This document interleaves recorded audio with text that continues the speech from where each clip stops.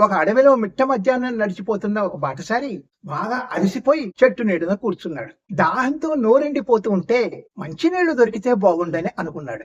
ఇలా అనుకున్నాడో లేదో ఆశ్చర్యంగా ఒక చల్లటి నీళ్ల పూజ అతని ముందు ప్రత్యక్షమైంది. తృప్తిగా నీళ్లు తాగి నేల మీద వాలి తినడానికి ఏదైనా దొరికితే బాగుండు. ఒక విస్తర్లో రుచికరమైన భోజనం అతని ముందు వచ్చి వాలింది. కడుపు నిండా తిన్న తర్వాత మంచి పరుపు ఉంటే బాగుండు. క్షణాల్లో హంసతూలికా తల్పం మీద పడుకుని ఉన్నాడు. బాటసారికి తెలియదు తను కల్పవృక్షం వంటి చెట్టు నీడలో ఉన్నానని. మంచి నిద్రపోయి లేచి చూస్తే చీకటి పడిపోయింది. తనొక్కడే అడవిలో బిక్కుబిక్కుమంటూ ఉన్నాడు. సుఖాలన్నీ అనుభవించిన తర్వాత నెగటివ్ ఆలోచనలు మొదలయ్యాయి. ఏ పులో వచ్చి చంపేస్తే అని అనుకున్నాడు.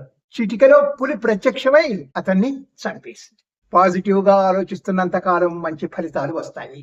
దాని ద్వారా ఆనందం, నచ్చిన కోరికలు సంప్రాప్తిస్తాయి. అందుకే నిరంతరం పాజిటివ్ గానే ఆలోచించాలి.